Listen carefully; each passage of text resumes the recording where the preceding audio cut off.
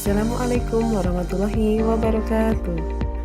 Salam dan bahagia Bapak Ibu Guru Penggerak. Perkenalkan, saya Nurul Laili, calon guru penggerak Angkatan 11 dari UPT SD Negeri Bumirejo 5, Kabupaten Blitar, Jawa Timur. Dalam video kali ini, saya akan memaparkan tentang koneksi antar materi, kesimpulan dan refleksi pemikiran Ki Hajar Dewantara Modul 1.1.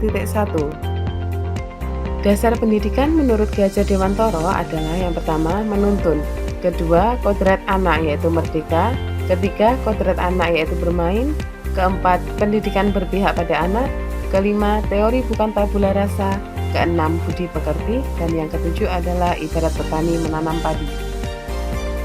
Asas pendidikan menurut Ki Hajar Dewantara. Pendidikan dan pengajaran adalah dua hal yang berbeda. Pengajaran adalah bagian dari pendidikan. Menurut Ki Hajar Dewantara, pengajaran adalah proses pendidikan dalam memberi ilmu untuk kecakapan hidup anak secara lahir dan batin. Sedangkan pendidikan pada hakikatnya adalah menuntun atau memberi tuntunan terhadap segala kekuatan kodrat yang dimiliki anak agar ia mencapai keselamatan dan kebahagiaan yang setinggi-tingginya baik sebagai manusia maupun sebagai anggota masyarakat. Pendidikan menciptakan ruang bagi murid untuk bertumbuh secara utuh agar mampu memuliakan dirinya dan orang lain serta menjadi mandiri. Pendidikan menjadi salah satu kunci utama untuk menciptakan manusia yang beradab, yaitu yang memerdekakan manusia sebagai bagian dari persatuan rakyat, baik merdeka lahir maupun merdeka batin.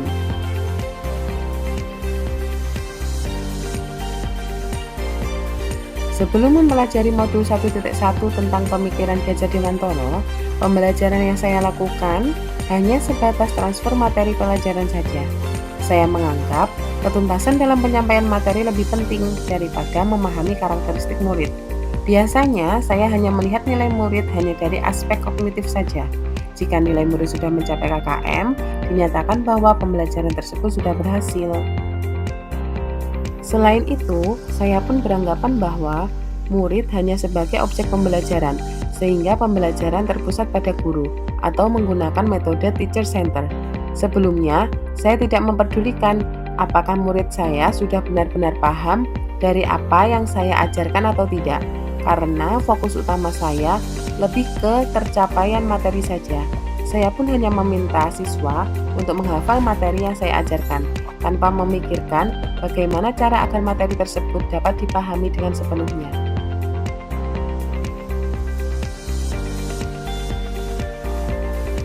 Namun setelah mempelajari modul 1.1 tentang pemikiran Ki Hajar Dewantara, saya menyadari bahwa apa yang saya pikirkan dan saya lakukan selama ini tidak tepat. Seharusnya saya melakukan proses pembelajaran secara menyeluruh, bukan hanya aspek kognitif saja, namun juga afektif, psikomotor, spiritual, sosial, dan juga budaya.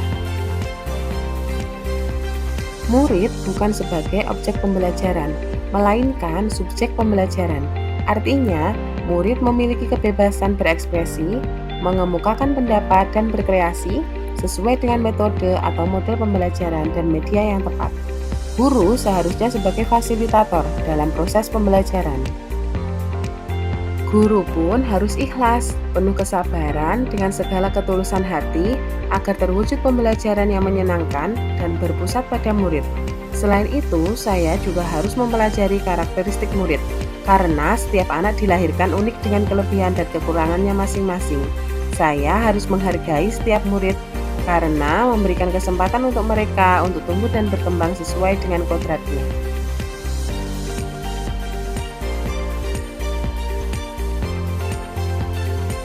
Yang dapat segera saya terapkan dalam pembelajaran di kelas antara lain merancang pembelajaran yang interaktif dan menyenangkan, menerapkan pembelajaran abad 21 yang sesuai dengan pemikiran Ki Hajar Dewantara, yaitu berpikir kritis, kreatif, komunikasi, dan kolaborasi.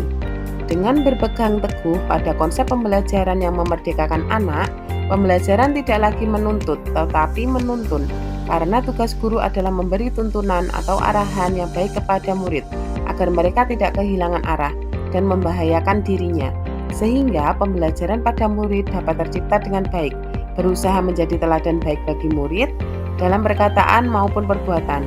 Selanjutnya, saya juga harus mengenali karakter dan latar belakang murid dengan menjalin komunikasi yang baik. Refleksi filosofis pendidikan Ki Hajar Dewantara. Guru dan murid berkolaborasi untuk menciptakan kedalaman rasa spiritual, intelektual, dan juga sosial untuk mencapai keselamatan dan kebahagiaan sebagai manusia. Demikian pemaparan video dari saya. Terima kasih.